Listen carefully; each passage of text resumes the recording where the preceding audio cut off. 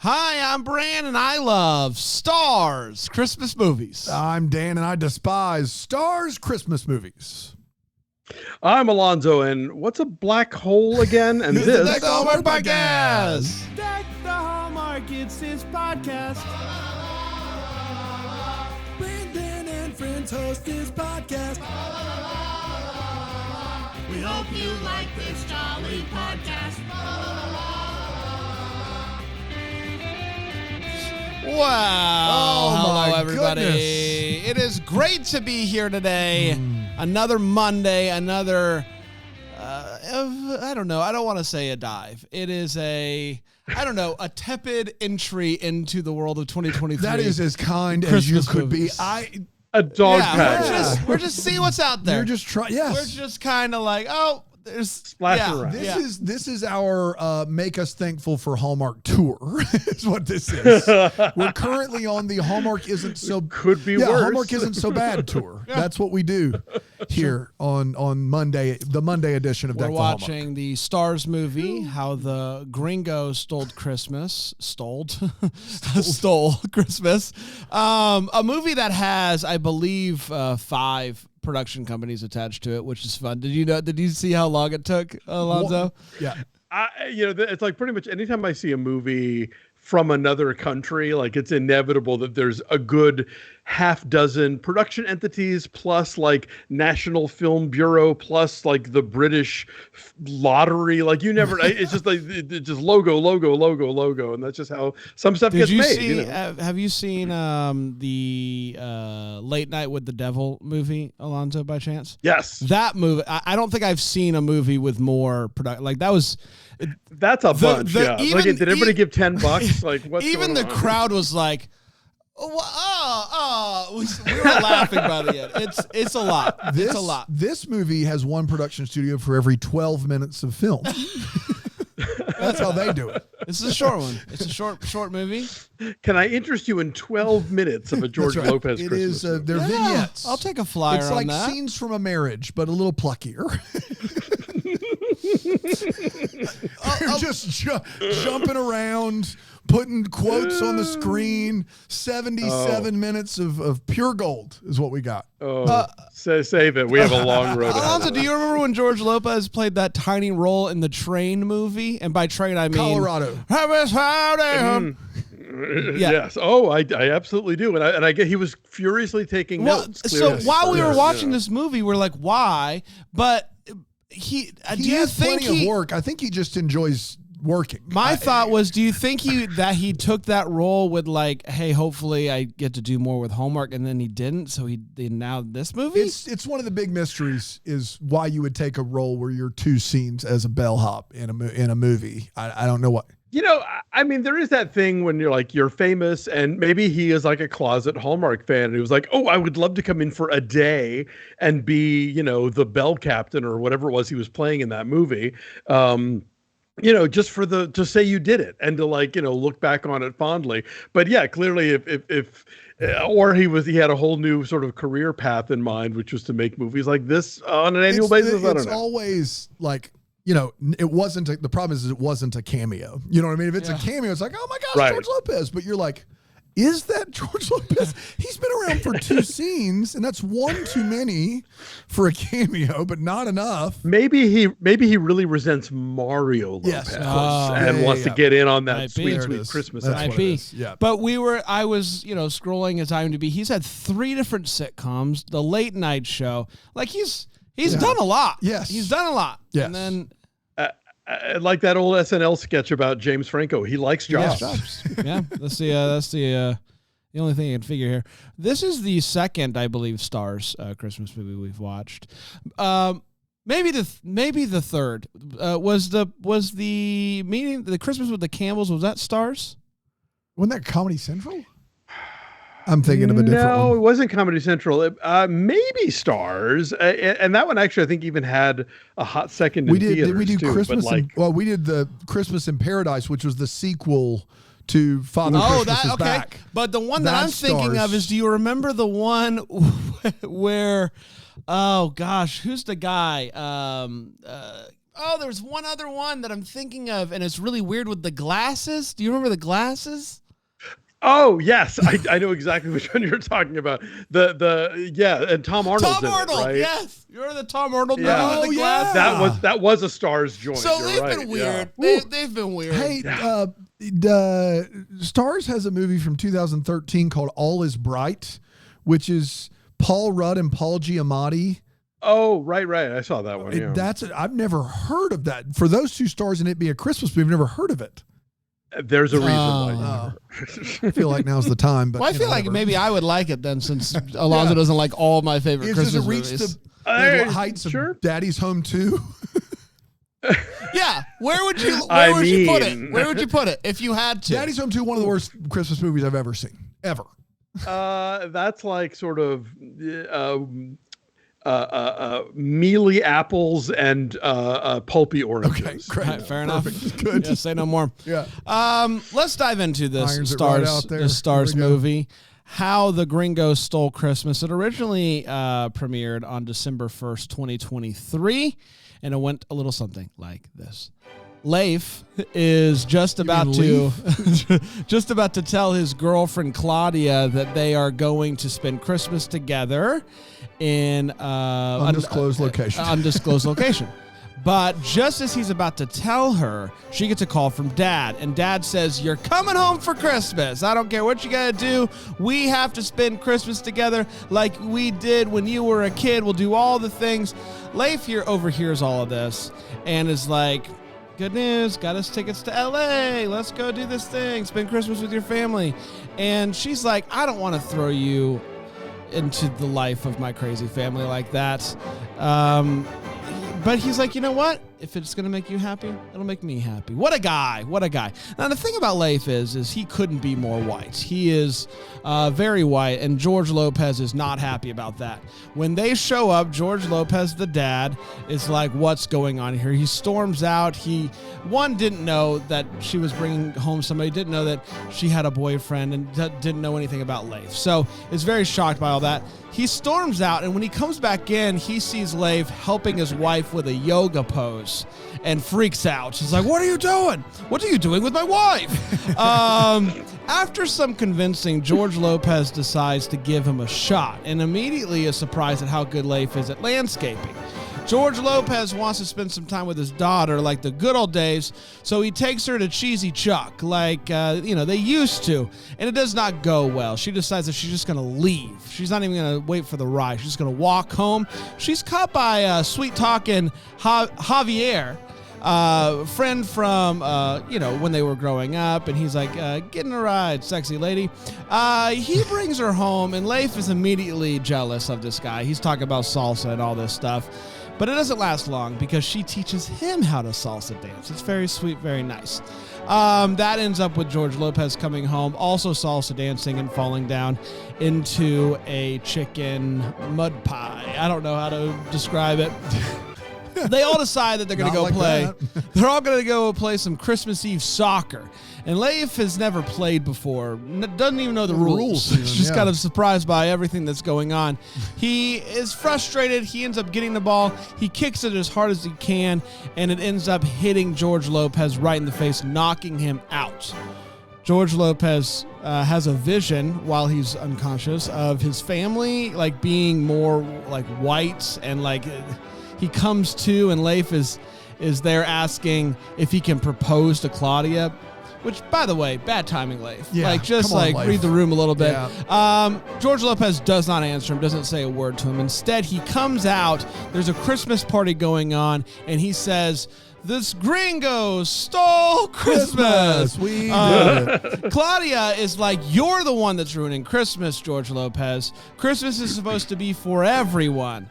Leif says, "I've tried everything to impress you. I've tried everything to make you happy. I even went above and beyond and asked your permission to propose to your daughter," which Claudia did not know this. She's like, "What? What?" Almost faints. Almost faints.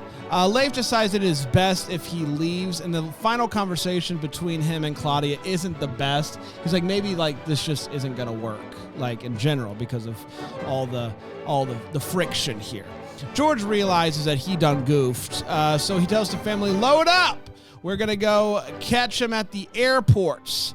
They try to take his truck, doesn't work out. They try to take the lowrider, doesn't work out. They get there eventually, though. They make it, but they can't get through security. But then George Lopez sees Leif and tackles him. They both get put in handcuffs, but not before Leif puts the ring in his mouth and asks Claudia to marry him, and she says yes. Luckily, I guess they didn't have to do any jail time. They spend Christmas together as a family, dancing and doing weird straight-to-camera confessionals for no reason. And that, my friends, was How the Gringo Stole Christmas. We did it. We did do it. We're going to take a quick break. We'll come back, and we'll break this movie down here on Deck the Hallmark.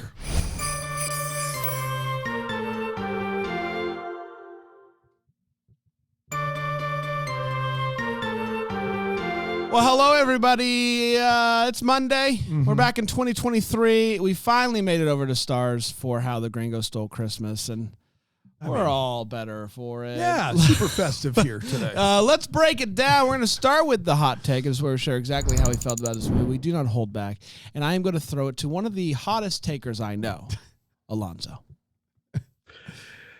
Well, I'll tell you, there are some of these movies that kind of just turn me into Lurch from the Addams Family, where all I can say is, man, this one's grim. And I'll tell you, I like Jack Kilmer a lot. Like, he was in this movie called The Stanford Prison Experiment. Yep. I thought he was great in that. Yeah. Really good in Palo Alto. This movie's doing him and everyone else zero favors. This is the kind of movie where, as Dan pointed out earlier, they love to periodically interrupt the action by filling the screen with total cliches, but in two languages. So, don't judge a book by its cover. Every cloud has a silver lining. I mean, these are literally the intertitles. Yeah, you're not making anything up here. And there is a moment early on where the daughter narrates once, and it never comes up again. The idea that, I don't want to throw you into the deep end of my crazy family at Christmas. Jack Kilmer is lucky that he's in a low budget movie, because for any Hispanic family to be one daughter, one aunt, one grandma, and the parents, and that's it at Christmas time. That's a lucky break for any white boy outsider, because usually, ask Dave White about the time we went to Spain and would have like dinner with 60 people that I was related to, and having to do the murder board to figure out who they all were and how, we were connected. This movie's terrible. I think Alonso's being really hard. After last week, I just think he's becoming the grumpy one. I mean, I think... you've broken me. Thanks, guys. I'll spoil it. Dan liked the movie. Oh, Bill loved this one. We'll get to it. I'm sure. This movie is like, starts off with it not being good. And you can kind of figure it out pretty quickly that it's not going to be good. But there's also just like really weird choices along the way. Really weird camera choices. Like... So I made this joke in the middle of the movie that they randomly do like these like little zoom-ins or something, kind of like you're watching a reality TV show, and then for reasons I don't know, the movie ends as if it is a reality TV show with talking head confessionals, and I don't know why. I don't know why they did it. And what's crazy is even with the 5 minutes of confessionals at the end of this movie, it's still only an hour and 20 minutes. And with the 19 with credits, with the 5 minutes of confessionals at the end, all of the random sayings that pop on the screen, and then just the amount of random dancing that happens in this movie, I think you end up with maybe about an hour of actual substance. You're being so kind. Yeah. And then the substance that you're left with is head scratching. Like, there are some things that are said in this movie that you're like, I'm offended somehow. And so I don't really know what happened. I don't know how it happened. I know there's a lot of companies that pay to make it happen, and I think they should all get a refund. I don't think that they they got what they paid for in this case. Really I'm sorry, we were promised a movie at the end of Really unfortunate across the board. This is not film. This would not appear on the podcast of the cinema. This is a movie in the purest term. Listen, man, Lionsgate, the first one out of the gate, they said, let's try our hand at this All movie. I know is this, is we watch a lot of movies here at Deck the Hallmark. We have a lot of fun doing it. But most movies have something that becomes their defining trait. Like, the movies on Hallmark that are my least favorite are the ones that are just boring. Like every year at Christmas season, there's 4 or 5 in the mix. The thing that always comes to mind is the Lindy Booth cleaning the old house with the veteran movie. Yes. For some reason, that movie sticks out as the most boring movie. Like, it just kind of is. Then we watch some movies here, like Christmas in Carolina, that are so terrible, they look like they tried to make it bad and they become funny. This may be like the concentrate, the pure, unadulterated worst movie I've watched for this podcast. It is, you have Jack Kilmer in a role that you would think, if you didn't know anything about Jack Kilmer, that he got the role because he's Val Kilmer's son and Val's just trying to get him in the movies. But this guy, as Alonso has already mentioned, is an established actor, and he's in this movie. George Lopez, listen, I firmly believe they made about 50% of a movie here, and some hotshot editor came in and said, I can make it a whole movie. It became like a name that tune situation. I can make it a whole movie with just what you've made right now. And Lopez was like, good, I want to go home. Because it is so slapdash, put together. It is like every day was directed by someone different. One morning the director got up and watched like a night's worth of Tony Scott, Denzel Washington shaky cam and said, we're doing this today. I'm shaking the heck out of this camera. I'm going to shake it. Your head's going to hurt. This movie, at the beginning of the movie, treats a cab ride as if it's a high-speed chase. Yes, it is just like, what's going to happen? Yeah. There are 3 characters in this movie that are just low riders across the street that are in this car that has hydraulics, and Lopez makes fun of them for not having a job or whatever, and they're just there. And if you take out their scenes where they're just dancing and the interstitials in this movie, it is now qualified as a short film. It doesn't meet the standard for film length. It is. Yeah. The guys across the street are like the Greek chorus who add nothing to the proceedings, like narratively or anything else. Anything that is happening in this movie is like, has been done to it is like the 12th carbon copy of Meet the Parents. Like, they steal the Ben Stiller, Robert De Niro thing straight from them. They steal stuff from Guess Who's Coming to Dinner, and they do it so, like, it is mind-boggling how what we see is considered a movie. And then the shifts are so drastic. This was such a mess. The 79 minutes felt like 790 minutes.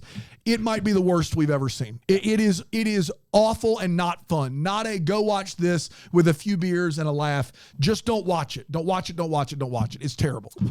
George Lopez is still George Lopez. There's some times where I'm like, that's funny. It's like Tim Allen. Occasionally the way Tim Allen says something against all odds is funny. And you're like, I can't believe I laughed for that. I can't believe I did.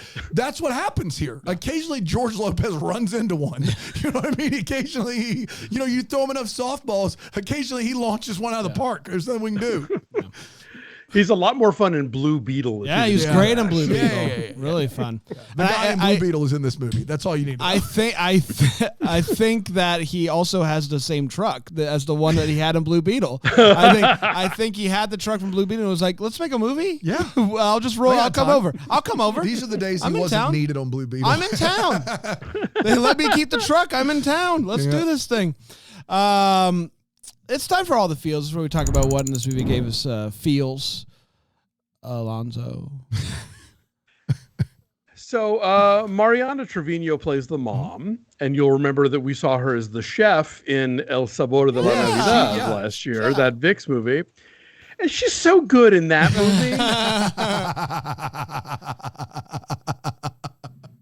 That was a good movie. That was a good movie. Feels too. Great movie. Yeah. Good feels.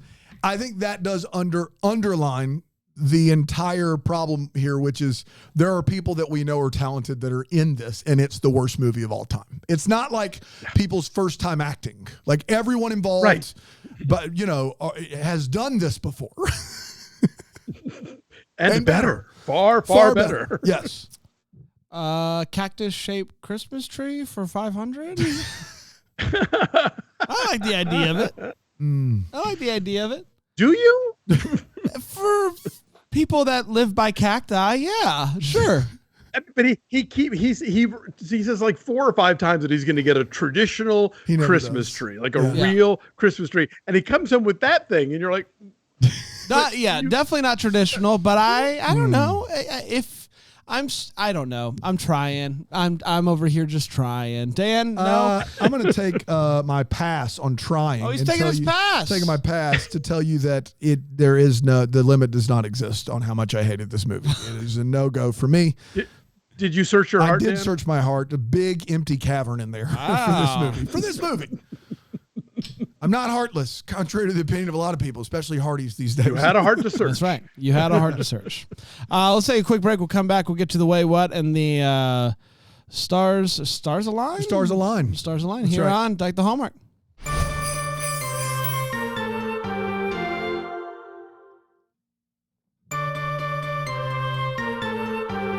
Welcome back, everybody. We are unfortunately talking about the Gringo that stole Christmas 2023 Starz movie. Let's get to the wait what, where we talk about what this movie made us go wait what. Hour and 20 minutes. Is there enough to go around? Let's find out. I don't know if there are any. Alonso? Okay. So I know that setting a movie in Los Angeles at Christmas time, frees you of having to do the fake snow bit or the cotton batting or whatever. But December in LA is not the same as July in LA. And based on the way the sun is shining on these people, the way that the temperature seems to be, this movie was shot in July without any attempt to even pretend like it's December, where one might wear, a light wrap, something, the sun would be not quite so glaring down. And this also carries over into the one scene in the film that's supposed to be set in New York City. In December, that is also obviously LA in July, and they're just not even the tiniest bit of attempt to fake it. Y'all might think that we are exaggerating about how bad this movie is. There's a needle scratch in it. Not a needle drop, a needle scratch. No, a needle scratch. Somebody says a thing, and they literally go, What are we doing here? Like, you don't even do that in trailers anymore, much less an actual film. But also, if memory serves, that's when he tells her that we're going to go to LA, right? And there's a needle scratch. I think so. Yeah. She said when she says, "Pardon." Yeah, and there's a weird thing that it's a waste of a needle scratch because he goes, "Just kidding," and then he says, "Actually, no, I'm doing it." Waste of a needle scratch. There was been a good spot. So it's like needle scratch and then a needle scratch to the needle scratch, only to be like, no, this is actually it is the original needle scratch was correct. We are going. Yeah, yes. Like there's an entire South Park episode that I think killed the needle scratch forever. That's a funny one. This movie got an MPAA rating though. Like it screened in a theater somewhere. Lionsgate. If Lionsgate had it, they may well have, they may have been contractually obligated to put it on like 3 screens for a week, Needle scratch is making a comeback. It's making a comeback. Whew. Yeah, the 2024 baby. As Dan kind of touched on this in his hot take, what decade is this that George Lopez is this upset about the white boyfriend? And the movie tries to like hedge its bets later by saying, well, you objected to all of my boyfriends, but he's really specifically worried about the white thing. And it just feels like, okay, I don't know. I didn't buy it for a second. The fact that Leif is immediately super jealous of the appearance of the high school boyfriend. It's like, you're supposed to be the sane one in this movie. Right. You're supposed to be like the rational, island in the sea of chaos here. So that plays weirdly and just like a lazy sort of plot thing. rather than be like, screw you, George Lopez, I love your daughter, we're out of here, they break up. Again, like, why, Leif? What are you thinking? What's running through your my mind guy. here? Yeah, the movie Needle Scratch and All was made 40 years ago. Exactly. It's so contrived and just like these tropes that you forgot you knew because they don't exist anymore. Like we're gonna trot them all out here because we've got 75 minutes to fill. I genuinely want to know what airport that is. Like I don't know where they shot that. It ain't LAX, that's for sure. I mean, maybe it's Ontario or something. Like I had no clue. But I also want to know what airport lets you go to the gate without buying a ticket. Yeah. Because that just doesn't happen at all anymore. Unless you pull. It did, which is when they filmed this movie. So that works out great. Yeah, that's true. It is of a piece. If this was a period piece, I think we'd be onto something. Yeah, unless you pull a Love Actually, like you are not getting through. Like there's even a bit in the last episode of Ted Lasso where the woman who owns the team buys an airline ticket just so she can go bid him goodbye at the gate. So I was like, okay, let's add airports to the things that this movie doesn't understand how they work or what they do. Producer Aaron? Yeah, I don't know if anybody in this movie qualifies for it, but I have been able to go to the gate when I was picking up an elderly relative. I had to leave my ID, but they would let me go to the gate to pick her up. But no one in this movie but they wouldn't let you qualifies for that. And they wouldn't let you go to the gate and say, "Oh, she's already there," right? Yeah. Because that sort of defeats the purpose. Yeah, if you're going off the plane, so there are some situations. If you're elderly, this movie just doesn't. Yeah, but qualify. if your elderly relative is on a departing flight and they got there first, I don't think that's the way you talk your way in after that. But anyway, so that's what I got. Yeah, a little thing, but the driveway is a one boy. A one boy. you gotta stack them. A single lane.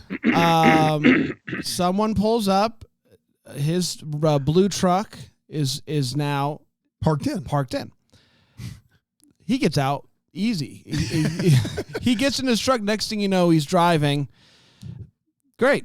You guys said that this is something that did bother Brain and me to no end, Yeah. but also in the grand scheme of this movie. no, so little. I did notice that, but I forgot to write it down. So I'm glad you brought it up. You guys have said that the guys across the street are worthless in this movie. They don't do anything, and I would beg to differ because of those guys, we now can say we watched a movie where somebody said, "Shut the fudge up."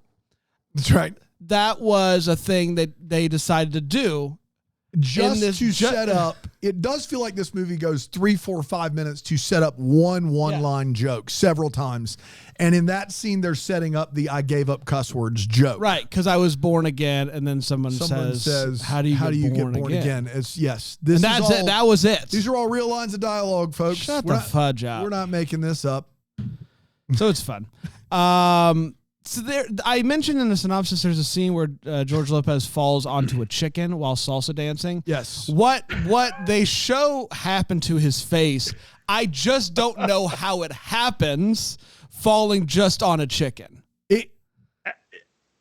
He would have to go face first into a cow pie and then roll around in some feathers. We also see the chicken later hasn't lost a feather. Great. Chicken's in great shape. When he walks in and didn't die, it is like he is caked in mud and feathers, and not feathers that look anything like that chicken. It is absurd.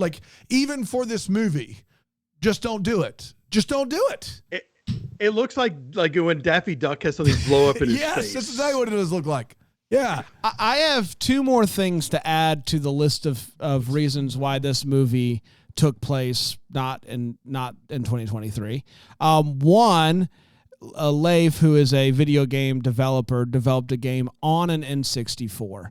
Those controllers are Nintendo 64 Nintendo 64 controllers, without a doubt. No question about it. They're playing GoldenEye in 1998 on those things. So that's one thing. The other thing is, at one point, George Lopez says, I love white people. This is unbelievable. White people are the reason we have this house and food on our table. I don't know how to make that work. He gives white people credits for the fact that he owns a home and has provided for his family. Did you miss that line, Alonso?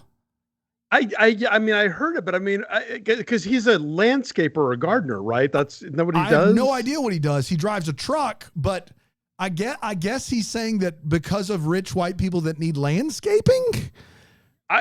Because they show him like driving through like Beverly Hills and stuff in the truck. So my understanding was like, yes, because white people never do this stuff for themselves, they will hire me to do it, and thanks to them, Seems I like have still this a weird way. It's a bit of it's a weird, still reach, a weird way to say that. Yeah.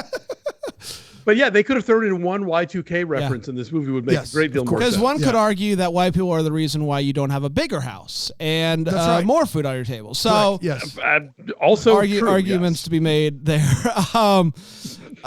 So she finds out that he asked George Lopez, "Hey, can I ask your daughter to marry me?"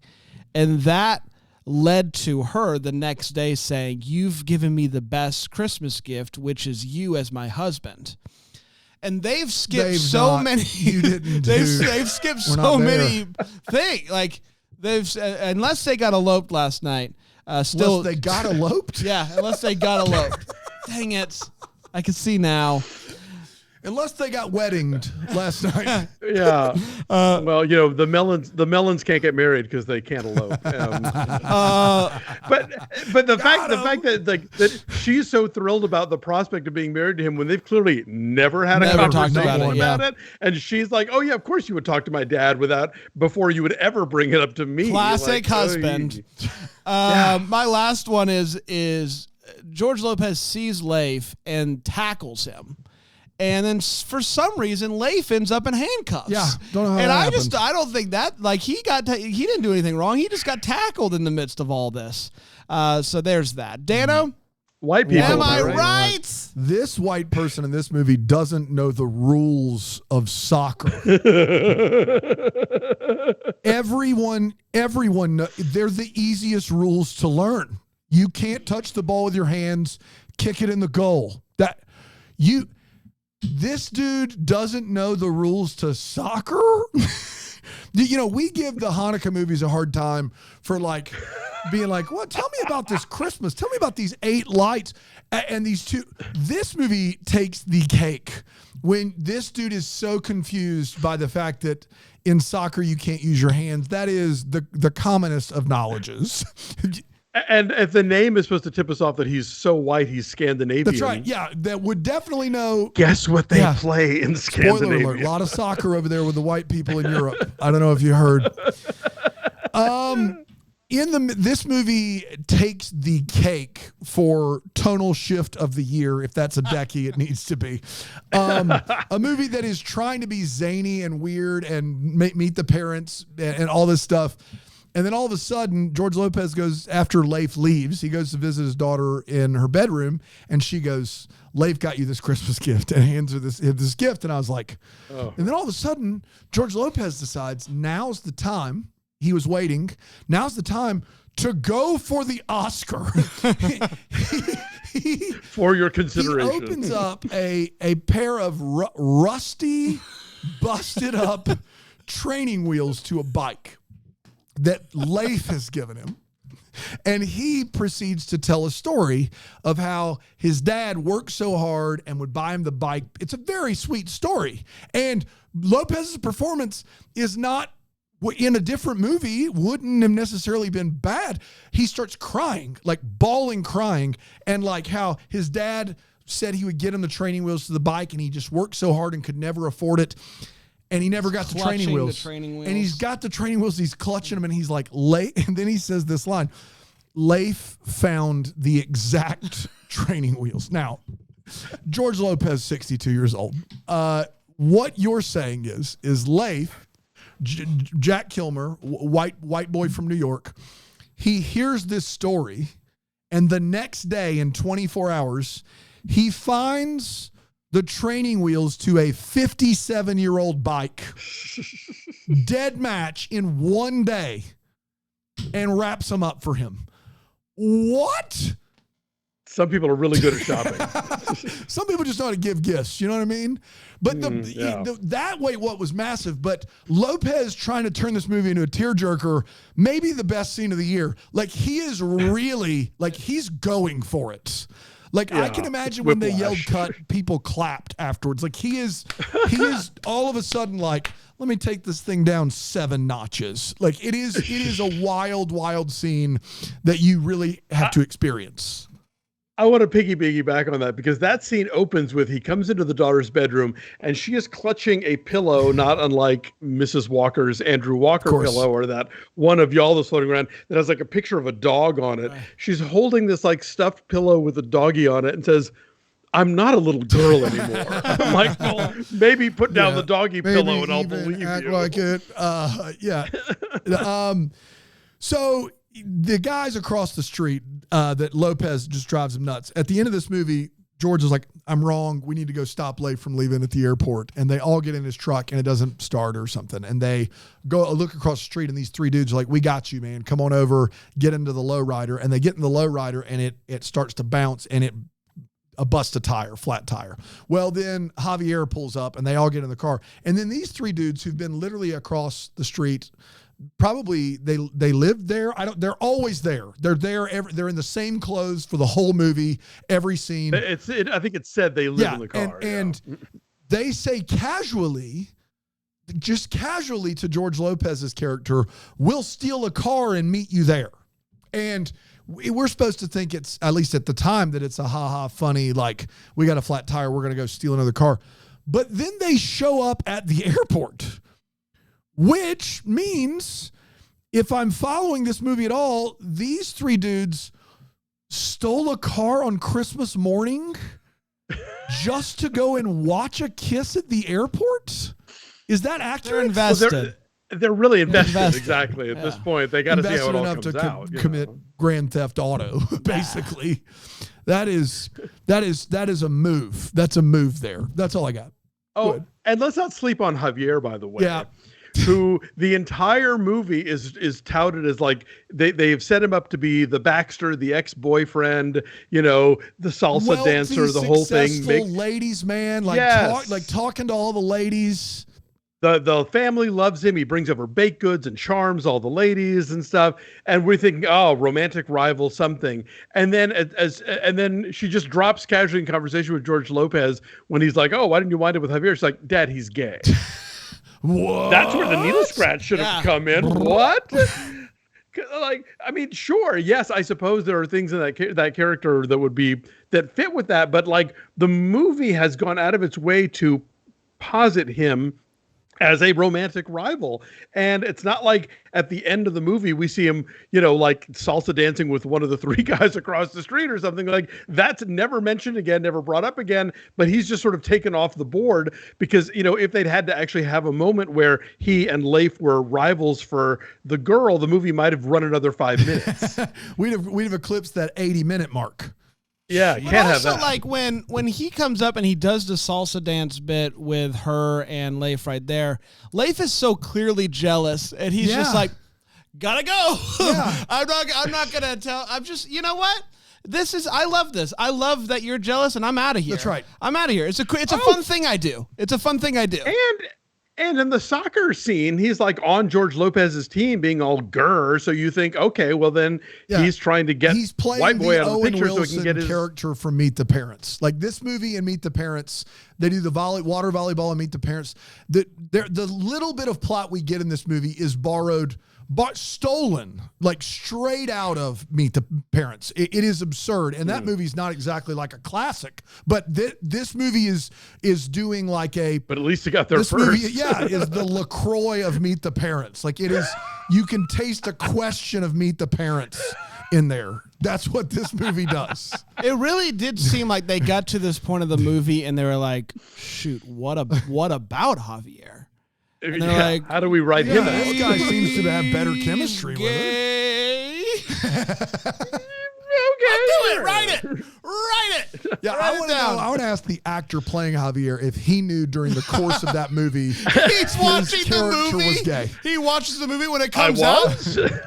Huh? I missed that. I missed that entirely. No one told me. It's time for Stars Align, where we're talking about the things in this movie that we would still like answered. Alonso, anything you're still wondering about? No. Nothing. I have no questions, no curiosity, no desire for a sequel. Just I've already begun forgetting the whole thing. I do have one question, which is at the end or towards the end, he gets in this Uber on Christmas morning. There's an Uber driver who is wearing, like a Christmas hat, elf hat or something like that, a garb. And about, they're in the car, they're driving. We cut back to them. I don't know how long they've been in the car, but at least a little bit. And she just turns back and goes, "Some Christmas, huh?" What's her story? What happened to her this morning that she went, "You know what? I'm on an Uber drive today. I'm so mad. I am still a little bit in the Christmas spirit. Yeah.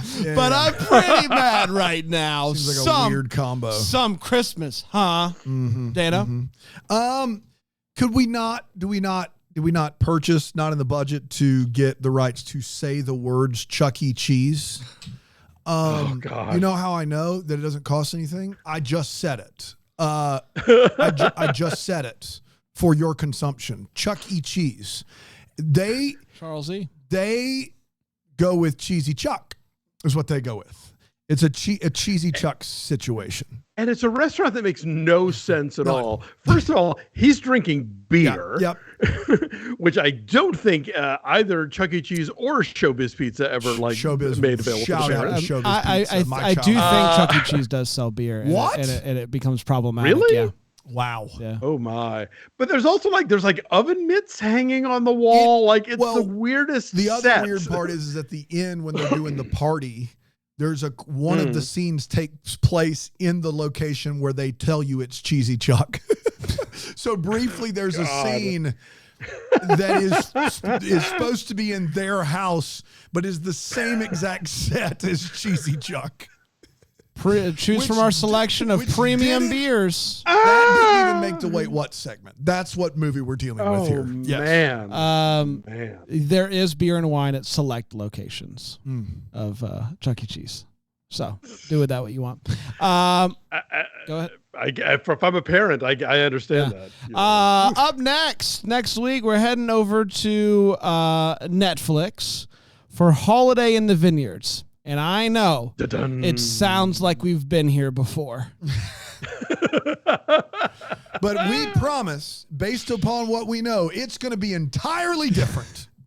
Yes. Very different 100%. than any other Christmas-related Christmas vineyard California movie. Vineyard movie. Yes. Very different.